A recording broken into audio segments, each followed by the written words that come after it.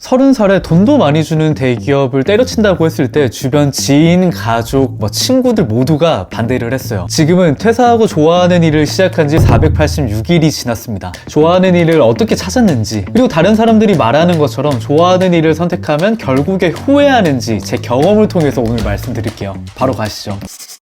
좋아하는 일보단 잘하는 일을 해야 된다. 정말 많이 들어보셨을 거예요. 안 그러면 나중에 후회한다고요. 근데 문제는 여러분들 아마 공감하실 수 있을 것 같은데 잘하는 게 있어야 잘하는 걸 하죠. 저는 뭔가 딱히 좋아하는 일도 잘하는 일도 없는, 말 그대로 다른 사람이랑 비슷한, 그냥 애매하게 잘하고 애매하게 좋아하는 그런 사람 중에 한 명이었어요. 그러다가 27살 취준생 때 우연히 어떤 사건이 생기게 됩니다. 취업이 안 되는 거예요. 나는 분명히 열심히 살고 나름 괜찮게 살았다라고 생각을 했는데 미치겠는 거예요. 자존감이 낮아져가지고. 그렇게 무기력에 찌들어 있을 때 제 눈에 들어왔던 게 유튜브였어요. 유튜브로 성공하고 10만, 100만 가고 이런 거창한 목표가 아니었어요. 그냥 취업이 안 되니까 이걸 하면 취업에 도움되지 않을까? 단순하게 시작을 했던 거죠. 그런데 이렇게 결심을 하고 시작하기까지 얼마나 걸린지 아세요? 6개월이 걸렸습니다. 좀 더 준비하고 해야지 머릿속으로 생각만 했는데 연말이 된 다음에 깨달았어요. 6개월 동안 준비하기 무슨 그냥 갖다 버린 거구나 라는 걸요. 그래서 이대로 하다가 나 평생 못하겠다 싶어서 저질렀습니다. 이게 좋아하는 일을 찾기 위한 정말 중요한 포인트예요. 그냥 일단 한번 저질러야 한다. 근데 5분짜리 영상 하나 만드는데 얼마나 걸린지 아세요?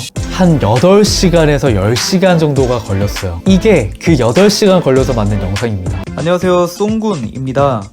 근데 여러분 너무 재밌었던 게 그지 같은 영상을 사람들이 보고 댓글을 남기기 시작을 했다라는 거예요. 그때 카타르시스는 말도 못해요. 10시간의 고통 그냥 사라졌어요. 사람들이 내가 만든 컨텐츠를 보고 반응을 보인다는 것 자체가 지금까지 경험해보지 못했던 뭔가 그런 감정을 주더라고요. 그래서 그때부터 되든 안 되든 일주일에 하나씩 영상을 1년 동안 거의 꾸준하게 올리게 됩니다. 사실 조회수는 그렇게 많이 나오진 않았어요. 100회, 200회 그렇게 나오긴 했는데 그래도 계속 했더니 구독자가 10만 명 되고 인생이 바뀌고 이런 건 아니었지만 명확하게 알게 된 한 가지가 있었어요. 바로 내가 잘하는지까지는 모르겠지만 내 생각을 컨텐츠로 만드는 걸 나는 좋아하는구나. 이걸 알게 됐어요.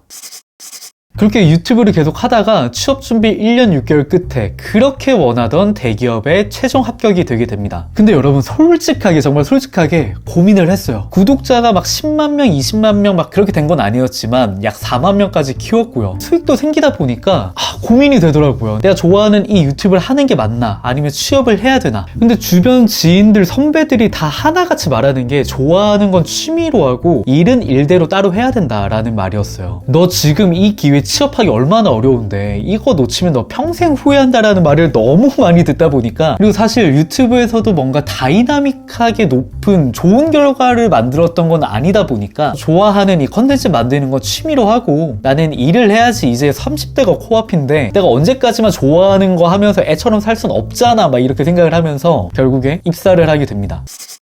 대기업은 생각보다 달콤했어요. 한 달에 300, 350이 통장에 들어오다 보니까 사람이 미치는 거죠. 가고 싶은데 가고, 먹고 싶은 거 먹고, 사고 싶은 거 사고 이러면서 그냥 거기에 젖어들었던 것 같아요. 근데 3년차가 되고 나니까 매 주마다 금요일 저녁만, 주말만을 기다리는 제 모습에서 현타가 세게 오더라고요. 아니 이게 맞나 싶은 거예요. 돈을 많이 벌었던 건 아니었지만 좋아하는 컨텐츠 만들고 내 유튜브를 할 때가, 그때가 계속해서 생각나는 거예요. 그래서 주변 선배들한테 조언을 구했을 때 버티라고, 나도 너 때는 그랬다고 이런 말씀들만 하시는데, 근데 여러분 한번 생각을 해보자고요. 좋아하는 일은 취미로만 갖고 가고 일에서는 행복을 찾지 말라고 하시는 분들이 많잖아요. 근데 내가 깨어있는 시간 중에 적어도 9시간은 이 일을 해야 되는데 여기서 내가 행복을 찾지 못한다면, 회사에서는 버티고 퇴근한 다음에 한두 시간만의 행복을, 그리고 주말만을 기다리는 인생을 산다고 한다면 얼마나 내가 내 인생에서 손해일까라는 생각이 계속해서 드는 거예요. 그리고 내가 이걸 1년, 2년 하고 끝나는 게 아니라 적어도 10년, 20년, 30년은 해야 되는 일일 텐데 여기서 내가 지속 가능할 수 있을까? 버틸 수 있을까?를 생각해봤을 때 전 그럴 수 없겠더라고요. 그래서 저는 30살이 되는 딱 그 해에 마지막 도전을 해보기로 합니다. 1년 동안 좋아하는 일에 올인하기, 그리고 1년 동안 내가 회사 밖에서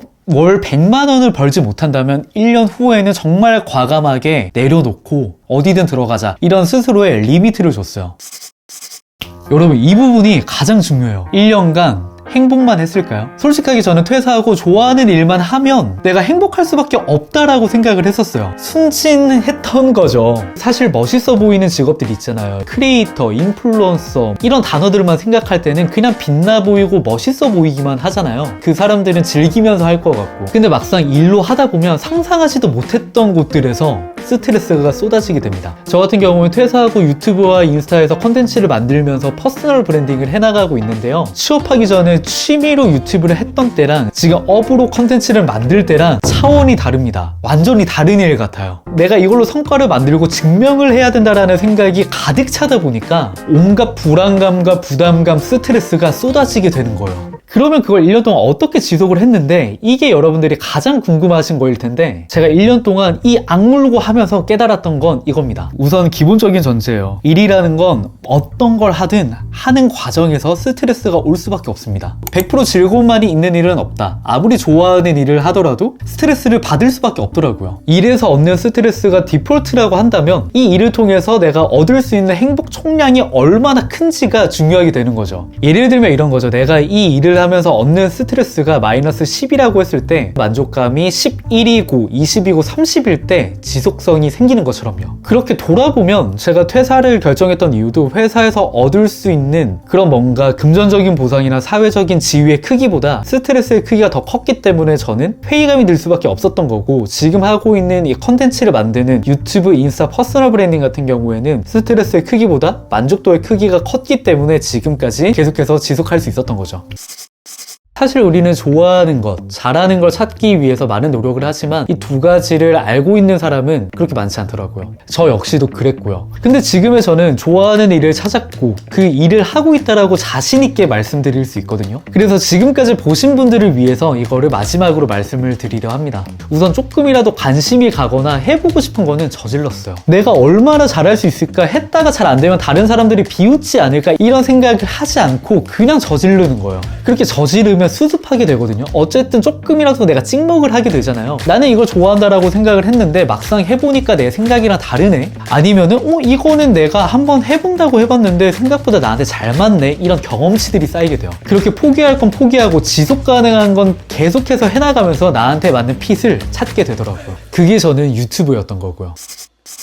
이쯤 되면 한 가지가 궁금할 거예요. 좋아하는 걸 찾았는데 그걸 잘 못하면 어떡하죠? 그걸로 돈을 잘 못 벌 것 같은데 어떡하죠? 이렇게 생각하실 수 있어요. 저 역시도 엄청나게 생각을 했던 부분이고요. 근데 이거는 제가 다음 컨텐츠에서 풀려고 했는데, 여기서 간단하게 먼저 말씀을 드린다면, 좋아하는 일을 하다 보면 잘하게 된다라는 말이 있어요. 근데 여기서의 맹점은 뭐냐면, 제가 경험을 했을 때 잘하게 되는 건 맞아요. 잘하게 되는 건 맞는데 이게 사람들마다 맥스의 레벨이 있는 거예요. 어떤 사람들은 계속해서 하면 능력치를 100까지 키울 수가 있는데, 어떤 사람은 이거의 맥시멈이 80, 90, 70일 확률이 있다라는 거예요. 그러면 내가 100까지 잘하는 사람이 아니라 80, 90까지만 잘하는 사람이라고 생각을 한다면, 단순하게 생각을 했을 땐 100의 능력치를 갖고 있는 사람보다 내가 더 잘 될 수 있는, 돈을 더 잘 벌 수 있는 확률은 그렇게 많지 않을 거예요. 근데 제 경험에 따르면 세상이 달라지고 있더라고요. 80까지 잘하는 사람이 퍼스널 브랜딩을 한다면 어떻게 될까요? 유튜브나 인스타에서 해나가는 과정을 계속해서 공유하면서 컨텐츠로 만든다면 어떻게 될까요? 100만큼 잘하는 사람은 어나더 레벨이겠지만 90만큼 잘하는 사람이 본인의 가치관이나 본인의 스토리를 계속해서 공유하다 보면, 그 사람의 과정에 몰입을 한 사람이라면 그 사람들 주변으로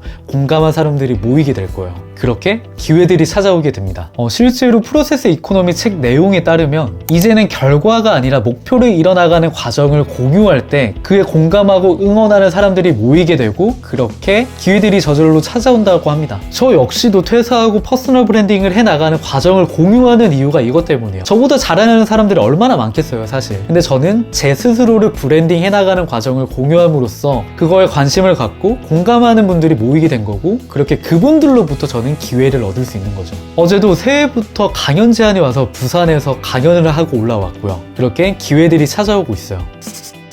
제가 정말 좋아하는 명언이 있어요. 보이는 데까지만 가라. 그러면 새로운 길이 보이게 된다. 저희 어머니가 했던 말인데요. 지금도 저는 너무 먼 미래보다는 지금에 집중하고 보이는 데까지만 가려고 몰입을 하고 있습니다. 지금 제 보이는 목표는 25년 9월에 이탈리아 포지타노에서 디지털 노마드를 시작하는 거예요. 한 달마다 도시로 옮겨가면서 거기서 일하고 작업하고 하면서 정말 여행하는 삶을 만들어 보는 거죠. 이게 어떻게 잘 될 수 있을지 안 될지는 모르겠어요. 근데 아까 말씀드렸던 것처럼 전 저질러 보려고요. 제가 좋아하는 거니까, 제가 원하는 거니까요. 그래서 그걸 위해서 지금 퍼스널 브랜딩에 몰입을 하고 있는 거고요. 여러분들한테 가끔 말씀드렸지만 와디즈 펀딩을 준비하고 있는 거고요. 이렇게 하나하나 준비를 차근차근 해나가 보려고 합니다. 그 과정들 여러분들한테 계속해서 공유 드릴 테니까 앞으로 저랑 같이 나만의 라이프, 나다운 라이프를 만들어 나가고 싶으신 분들은 구독과 좋아요 잊지 마시고요. 그러면 다음 컨텐츠가 커밍순